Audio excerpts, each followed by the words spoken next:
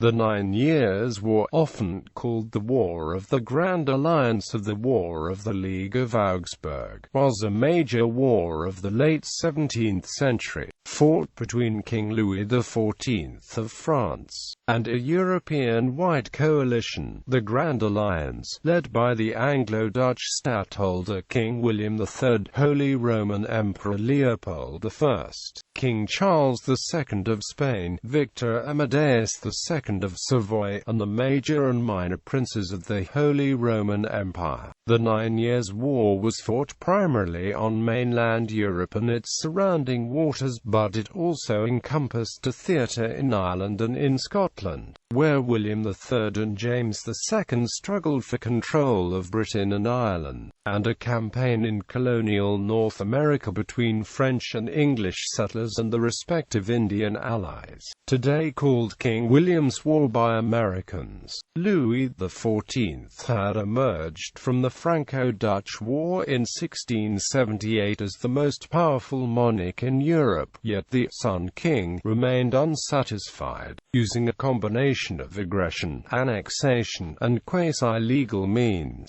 Louis XIV immediately set about extending his gains to stabilise and strengthen France's frontiers, culminating in the brief War of the Reunions. The resulting Truce of Ratisbon guaranteed France's new borders for 20 years, but Louis XIV's subsequent actions, notably his revocation of the Edict of Nantes in 1685, led to the deterioration of his military and political dominance. Louis XIV's decision to cross the Rhine in September 1688 was designed to extend his influence and pressure the Holy Roman Empire into accepting his territorial and dynastic claims. But when Leopold I and the German princes resolved to resist, and when the States General and William III brought the Dutch and the English into the war against France, the French king at last faced a powerful coalition aimed at curtailing his ambitions. The main fighting took place around France's borders, in the Spanish Netherlands, the Rhineland, Duchy of Savoy, and Catalonia. The fighting generally favoured Louis XIV's armies, but by 1696 his country was in the grip of an economic crisis. The maritime powers were also financially exhausted, and when Savoy defected from the alliance, all parties were keen for a negotiated settlement. By the terms of the Treaty of Ryswick, Louis XIV retained the whole of Alsace, but he was forced to return Lorraine to its ruler and give up any gains on the right bank of the Rhine. Louis XIV also accepted William III as the rightful King of England, while the Dutch acquired the barrier fortress system in the Spanish Netherlands to help secure their own borders. However, with the ailing and childless Charles II of Spain approaching his end, a new conflict over the inheritance of the Spanish Empire would soon embroil Louis XIV and the Grand Alliance in a final war, the War of the Spanish Succession. Background 1678–87. In the years following the Franco-Dutch War, Louis XIV of France, now at the height of his powers, sought to impose religious unity in France, and to solidify and expand his frontiers. Louis XIV had already won his personal glory by conquering new territory, but he was no longer willing to pursue an open-ended militarist policy of the kind he had undertaken in 1672, and instead relied upon France's clear military superiority to achieve specific strategic objectives along his borders. Proclaimed the Sun King, a more mature Louis, conscious he had failed to achieve decisive results against the Dutch, had turned from conquest to security, using threats rather than open war to intimidate his neighbors into submission. Louis XIV, along with his chief advisor Vaadwaur, his foreign minister Colbert de Coissy, and his technical expert Vauban, developed France's defensive strategy. Vauban had advocated a system of impregnable fortresses along the frontier that would keep France's enemies out. To construct a proper system, however, the king needed to acquire more land from his neighbors to form a solid forward line. This rationalization of the frontier would make it far more defensible while defining it more clearly in a political sense. Yet it also created the paradox that while Louis's ultimate goals were defensive, he pursued them by hostile means. The king grabbed the necessary territory through what is known as the acute unions, a strategy that combined legalism, arrogance, and aggression. Reunions. The Treaty of Nijmegen and the earlier Treaty of Westphalia provided Louis XIV with the justification for the reunions. These treaties had awarded France territorial gains, but because of the vagaries of the language they were notoriously imprecise and self-contradictory, and never specified exact boundary lines. This imprecision often led to differing interpretations of the text, resulting in long-standing disputes over the frontier zones.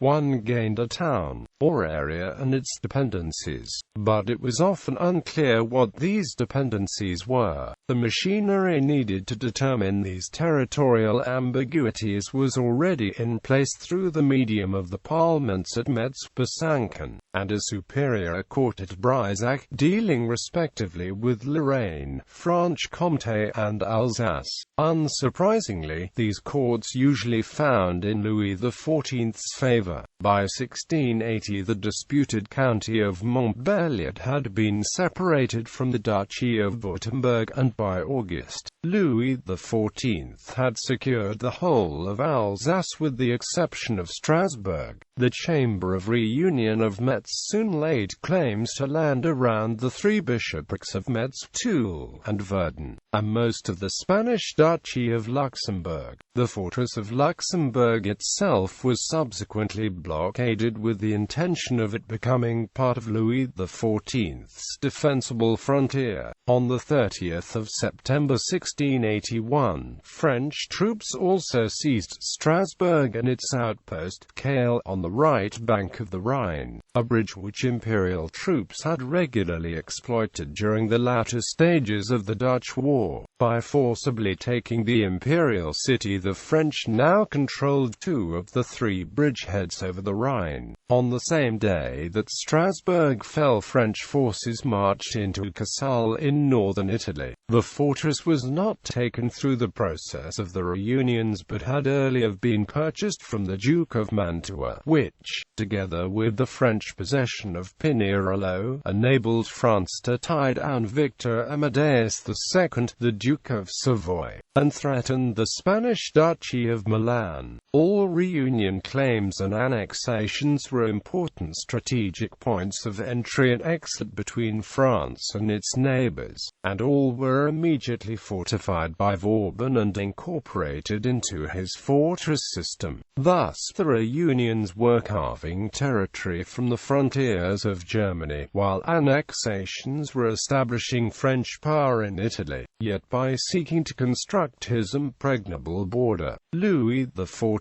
so alarmed the other European states that he made the war he sought to avoid inevitable. His fortresses not only covered his frontiers, they projected French power. Only two statesmen might hope to oppose Louis XIV. William of Orange, Stadtholder of the United Provinces of the Dutch Republic and the natural leader of Protestant opposition, and Holy Roman Emperor Leopold I, obvious leader of anti-French forces in Germany and Catholic Europe. But while William and Leopold I wanted to act, effective opposition in 1681–82 was out of the question. Amsterdam's burghers wanted no further conflict with France. Moreover, Leopold I and William were fully aware of the current weaknesses, not only of Spain, but also the Empire, whose important German princes from Mainz, Trier, Cologne, Saxony, Bavaria and, significantly, Frederick William I of Brandenburg, remained in French pay, fighting on two fronts since Leopold I's intervention in the Franco-Dutch War. Louis XIV had considered the emperor his most dangerous enemy, yet the French king had little reason to fear him. Leopold I was weak in Germany, and was in grave danger along his Hungarian borders, where the Ottoman Turks were threatening to overrun all Central Europe from the south. Louis had encouraged and assisted the Ottoman drive against Leopold I's Habsburg lands, and had assured the Porte that he would not support the emperor. He had also urged King Sobieski of Poland not to side with Leopold I,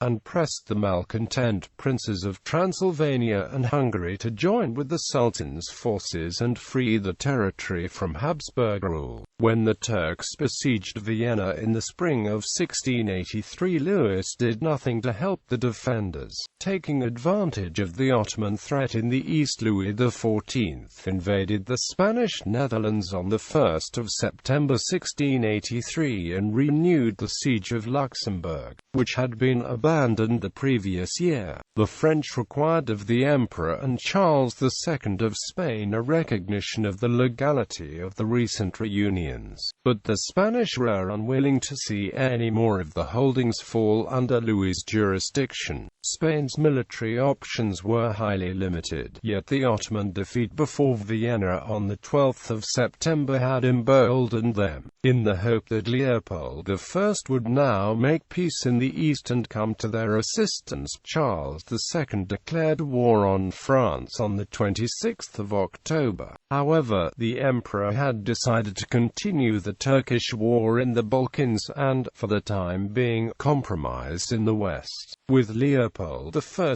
unwilling to fight on two fronts, with a strong neutralist party in the Dutch Republic tying William's hands, and with the Elector of Brandenburg stubbornly holding to his alliance with Louis, there was no possible outcome but complete French victory. The War of the Reunions was brief and devastating, with the fall of Courtrai in early November 1683, followed by Dixmude in December and Luxembourg in June 1684. Charles II was compelled to accept Louis XIV's peace deal. The Truce of Ratisbon, signed on the 15th of August by France on one side and the Emperor and Spain on the other, rewarded the French with Strasbourg, Luxembourg and the reunion gains.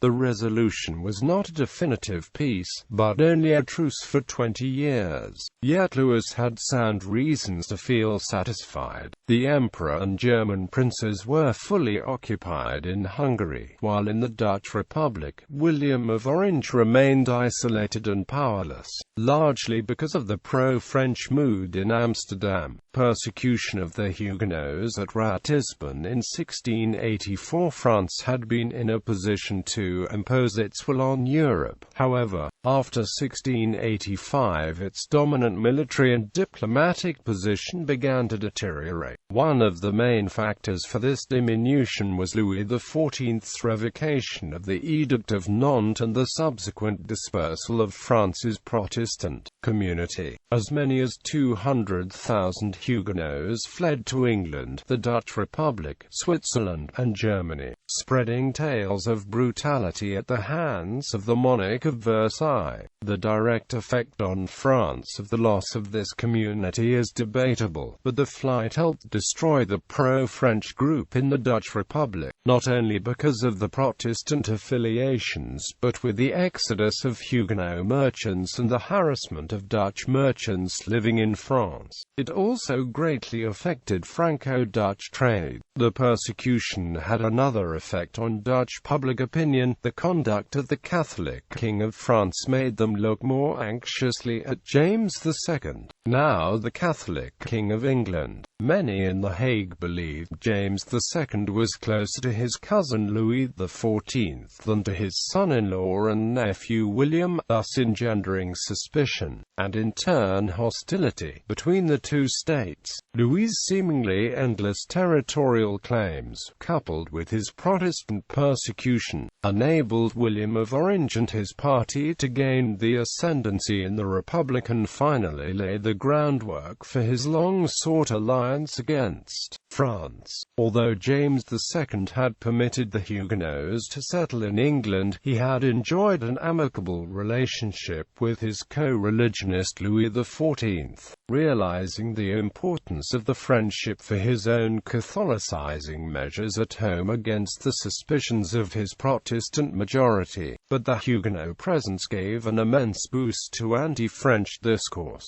and they joined forces with elements in England already highly suspicious of James. However, conflicts between French and English commercial interests in North America had caused severe friction between the two governments. The French had grown antagonistic towards the Hudson's Bay Company and the New England colonies, while the English looked upon French pretensions in New France as encroaching upon their own possessions. This rivalry had spread to the other side of the world, where English and French East India companies had already embarked upon hostilities. Many in Germany reacted negatively to the persecution of the Huguenots, disabusing the Protestant princes of the idea that Louis XIV was their ally against the intolerant practices of the Catholic Habsburgs. The Elector of Brandenburg answered the revocation of the Edict of Nantes by promulgating the Edict of Potsdam, and invited the fleeing Huguenots to Brandenburg. But there were motivations other than religious adherence that disabused him of his allegiance to France. Louis XIV had pretensions in the Palatinate in the name of his sister-in-law, Elizabeth Charlotte, threatening further annexations of the Rhineland. Thus Frederick William, spurning his French subsidies, ended his alliance with France and reached agreements with William of Orange, the Emperor, and, temporarily putting aside his differences over Pomerania, with King Charles XI of Sweden. The consequences of the flight of the Huguenots in southern France brought outright war in the Alpine districts of Piedmont in the Duchy of Savoy. For the fort at Pionnier, although the French were able to exert considerable pressure on the Duke of Savoy and force him to persecute his own Protestant community, the Vaadwaur. This constant threat of interference and intrusion into his domestic affairs was a source of concern for Victor Amadeus,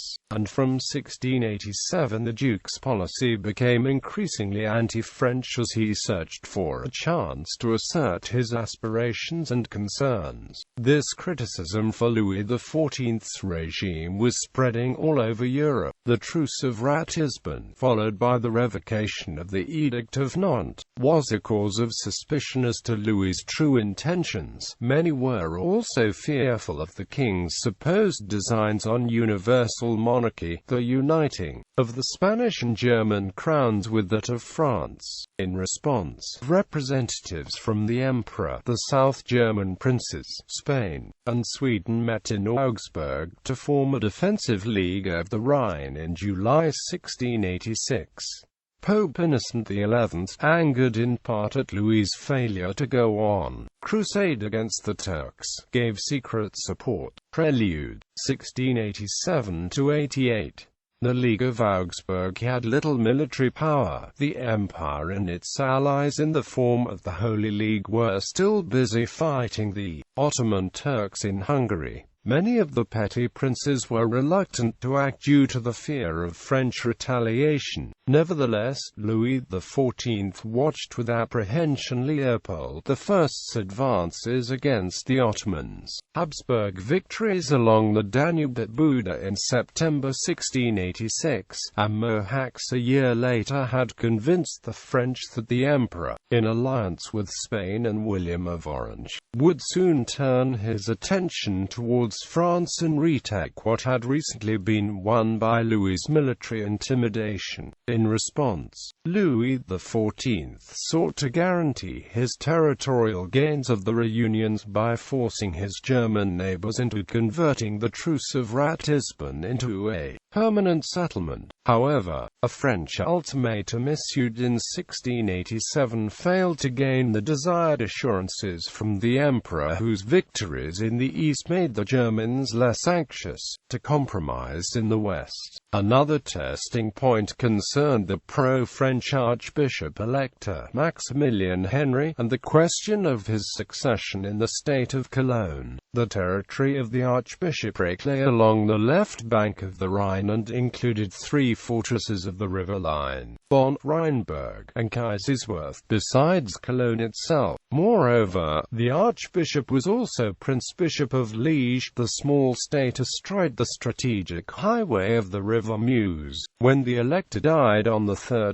June 1688, Louis XIV pressed for the pro-French Bishop of Strasbourg, William Egon of Fürstenberg, to succeed him. The emperor, however, favoured Joseph Clement, the brother of Maximilian Emmanuel, Elector of Bavaria. With neither candidate able to secure the necessary two-thirds of the vote of the canons of the cathedral chapter, the matter was referred to Rome. There was no prospect of the Pope, already in deep conflict with Louis, favouring the French candidate, and on 26 August 1688 he awarded the election to Clement. On 6 September 1688, Leopold I's forces under the Elector of Bavaria secured Belgrade for the Empire. With the Ottomans appearing close to collapse, Louis XIV's ministers, Vaadwaur and Colbert de Coissy, felt it essential to have a quick resolution along the German frontier before the emperor turned from the Balkans to lead a comparatively united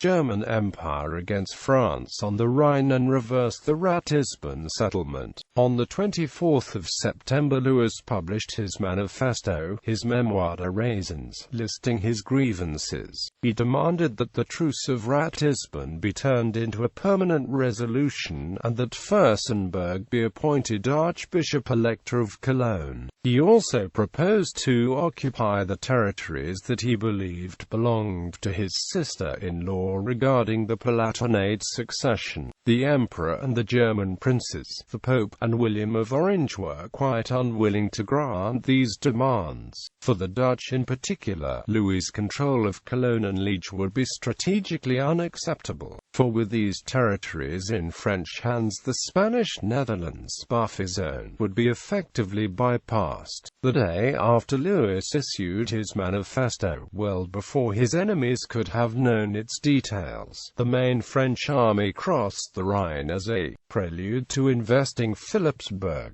the key post between Luxembourg and Strasbourg, and other Rhineland towns. This preemptive strike was intended to intimidate the German states into accepting his conditions, while encouraging the Ottoman Turks to continue their own struggle with the emperor in the east. Louis XIV and his ministers had hoped for a quick resolution similar to that secured from the War of the Reunions, but by 1688 the situation was drastically different. In the East, an imperial army, now manned with veteran officers and men, had dispelled the Turkish threat and crushed Imre Thökly's revolt in Hungary, while in the west and north, William of Orange was fast becoming the leader of a coalition of Protestant states, anxious to join with the emperor and Spain, and end the hegemony of France. Louis wanted a short defensive war, yet by crossing the Rhine that summer he began a long war of attrition, a war framed by interests of the state, its defensible frontiers, and the balance of power in Europe.